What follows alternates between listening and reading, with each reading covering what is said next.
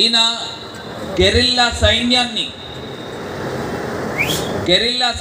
ఆ రోజుల్లోనే 10,000 మంది పైగా గెరిల్లా సైన్యాన్ని తయారు చేసి ఢిల్లీ కోట అయిన ఔరంగజేబుని సైతము ఎదిరించిన మహాయోధుడు సర్వాయి పాపన్న గౌడ్ గారని సందర్భంగా తెలియపరుస్తున్నారు.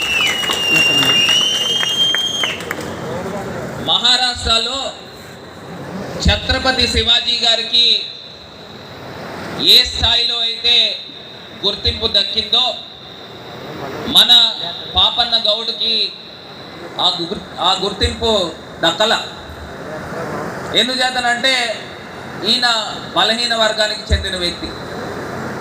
ఇవాళ మన సమాజము అంతా కూడా గడిచిన 20-25 సంవత్సరాల నుంచి వెలికి తీసి ఆ రోజుల్లోనే మనకు ఒక చక్రవర్తి ఉన్నాడు అని వెలికి తీసిన సందర్భం. ఇవన్నీ ఒక ఎత్తు అయితే ఆఖరికి మన భారతదేశం గుర్తించలేదు. కానీ ఈయన యొక్క గొప్పతనము బ్రిటిష్ వాళ్ళు లండన్ మ్యూజియంలో సర్దార్ పాపన్న గౌడ్ గురించి చాలా గొప్ప చరిత్ర లండన్ మ్యూజియంలో రాసిన సందర్భం. ఇవాళ ఒక్కటే అంశము సోదరులకు అందరికీ కూడా తెలియపరుస్తా ఉన్నా. మనము ఏ పార్టీ ఉండనివ్వండి, ఏ రాజకీయ పార్టీలో ఉండనివ్వండి, ఏదైనా కానివ్వండి, అందరం కూడా మన వాడికి సీటు ఏ పార్టీలో వస్తే అందరం కూడా కలిసికట్టుగా మన వాడిని గెలిపించుకునే కార్యక్రమం ఖచ్చితంగా చేయాలి. నేను ఇవాళ ఒకటే చెప్తా ఉన్నా, సోదరులు శేషుబాబు గారు ఎమ్మెల్సీగా జడ్పీ చైర్మన్గా పనిచేసిన, నేను ఎంపీగా పనిచేసిన, 2 గోదావరి జిల్లాల్లో లేకపోతే మన రాష్ట్రంలో మనవాడు ఒకడు మంచి పొజిషన్లో ఉన్నాడనే గుండె ధైర్యము ప్రతి ఒక్కరికి కూడా ఉంటుంది, మన అందరికి కూడా ఉంటుంది గుండె ధైర్యం.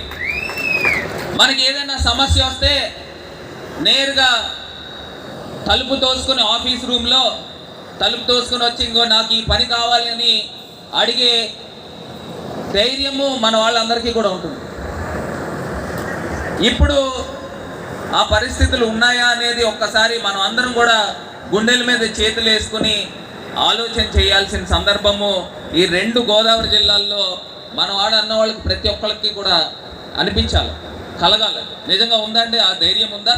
ఇదివరకు మనవాడు అన్నవాడు పెద్ద పొజిషన్లో ఉన్నాడు, ఖచ్చితంగా మనకి ఏ ఆపద వచ్చినా ఆదుకుంటాడనే ఒక ధైర్యము పూర్వం కనిపించేది. ఇవాళ ఆ పరిస్థితులు ఉన్నాయా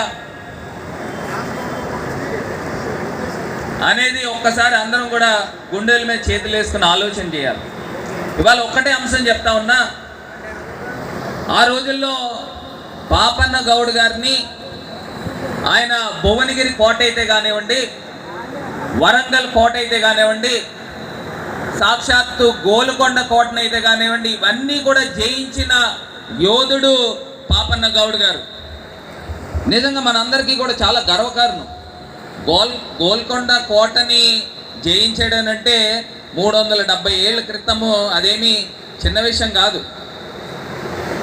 ఆ రోజుల్లోనే ఇప్పుడే జమీందారీతనము ఇవన్నీ కూడా మనం చూస్తున్నాం.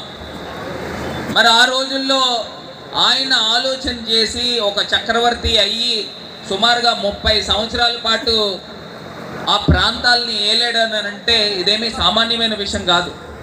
ఇవాళ నా సోదరులకి అందరికీ కూడా ఒకటే అంశాన్ని గుర్తుకు చేస్తూ ఉన్నా, మీరందరూ కూడా మనం అందరం కూడా సంఘటితంగా ఉండాలి.